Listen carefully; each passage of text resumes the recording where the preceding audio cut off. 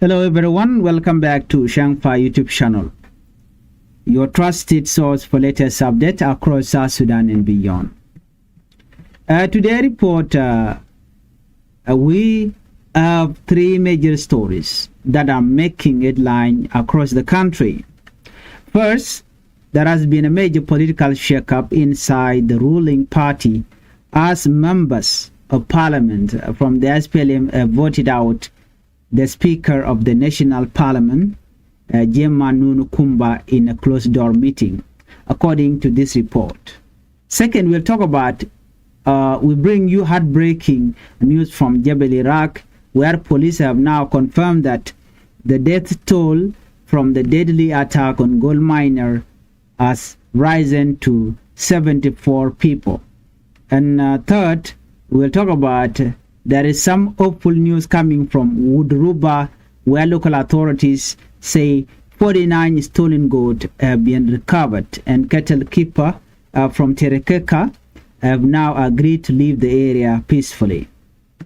Before we move on, if you are new to Changfied YouTube channel, I would ask you to help the channel by subscribing and turn on the notification bell so whenever we upload a new video, you can be notified. Let's begin our report with SPLM members of parliament vote out a Speaker Nunu Kumba. In a dramatic political development, members of parliament from the ruling Sudan People Liberation Movement, commonly known as SPLM, have voted to remove that speaker or the speaker of the Transitional National Legislative Assembly, Nunu Kumba. This important decision was reportedly made during a private meeting held on Tuesday. According to the information, the meeting was chaired by President Salva Kiir Mayardit, who is also leader of the ruling SPLM party. According to information released after the meeting, the party members gathered to discuss internal issues related to how parliament has been managed and administered. After discussion, the members unanimously agreed on a vote of no confidence against Speaker Nunu Kumba. This means the lawmakers from the ruling party officially declare that they no longer trust her leadership in parliament. Well, what is especially surprising is that the statement did not clearly explain the exact reason behind this decision. And this has left many people asking question, why now? What caused this sudden move?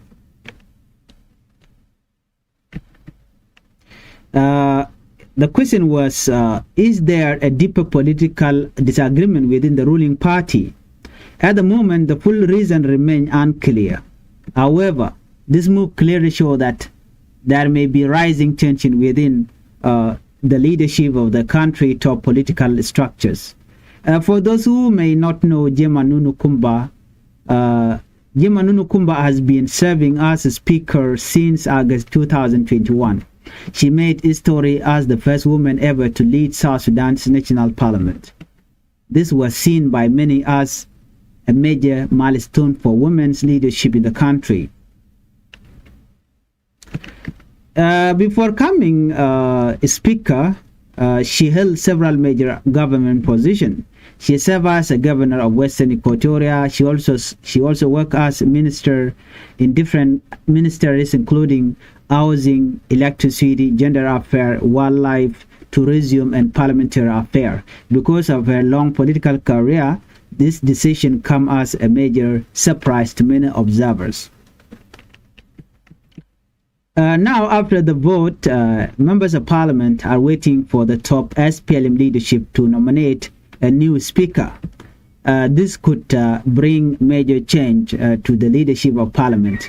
Many political analysts believe this may influence future debate and decision making inside the government. For ordinary citizens, this raises an important question.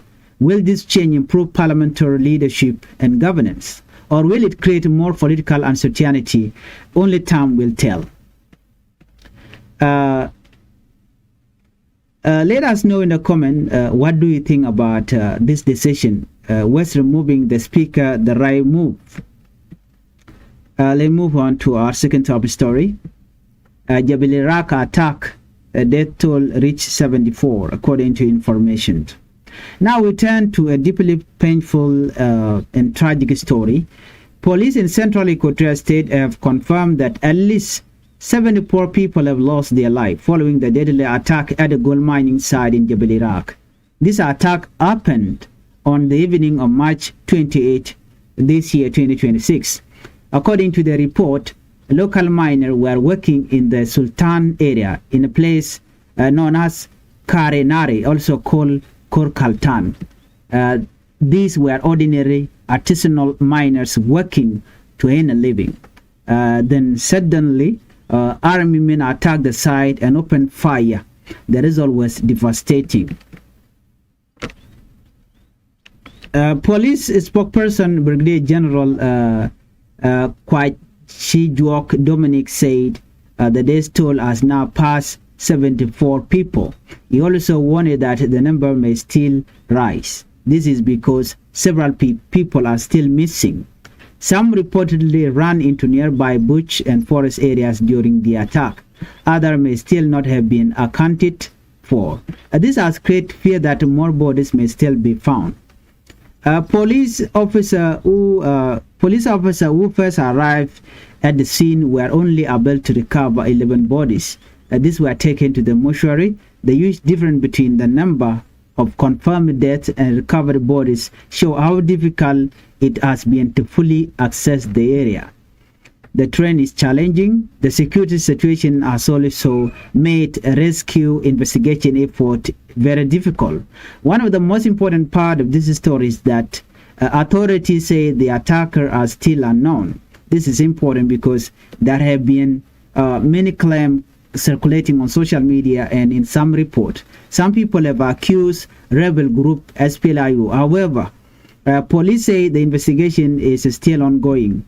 At this stage, officials are urging the public not to spread unverified information. A security force, including the police and the SSPDF, South Sudan People Defense Force, have now been deployed to the area. Authorities say the situation is currently relatively calm. Investigation from the Criminal Investigation Department are interviewing survivors. Their goal is to identify who carried out the attack and understand the motive behind it. This tragedy has once again raised concern about security in mining areas. Many people depend on gold mining for survival in South Sudan. When an attack like this happened, communities lost life, livelihood, and sense of safety. This truly heartbreaking news. Our thoughts are with the victim and their families in this difficult time in South Sudan. This tragedy raises a serious national question. How can miners and civilians be better protected? And the question was, where were SSPDF? The report was suggest that the area was controlled by SSPDF. Anyway, since this is a developing story, we will hear more information after the investigation is done. Let's move on to our third top story. 49 goat recovered in Wonduruba. Now let us move to a more hopeful story. Authorities in Wonduruba Administrative Payam have announced the successful recovery of 49 stolen goat. This following tension involving cattle keepers from Terikeka. According to local officials, the goat had been stolen from residents by a group described as undisciplined cattle keepers. After a series of discussion and negotiation, the animals were successfully returned to their rightful owner. This is being seen as an important breakthrough. Local coordinator Towongo Stephen praised both community leaders and cattle camp authorities for cooperating. He said dialogue played a major role in resolving the issue peacefully. Even more importantly, the cattle keeper have now agreed to leave Wonduruba peacefully. This decision is expected to allow local farmers to return to their farm and continue agricultural activities without fear of crop destruction. For a long time, tension between cattle keepers and farming communities have caused problems in many parts of South Sudan. This conflict often involves crop damage, theft, and violence. That is why this peaceful resolution is significant. It shows that dialogue can work. The executive chief of Wodruba, Nolu Jang, also welcomed the outcome. It reminded the communities that they have lived together peacefully for generations. He called for unity, respect, and peaceful coexistence. This is an important message. Communities must protect each other, property, and livelihood. Farmers need their land, pastoralists need grazing space. Peaceful cooperation is the only long-term solution. This story offers a message of hope. Even in time of conflict, dialogue can restore peace. Those are the top stories for today at Changfied News. A major shake-up in Parliament, a heartbreaking tragedy in Jebel, Iraq, and a peaceful resolution in Wodruba.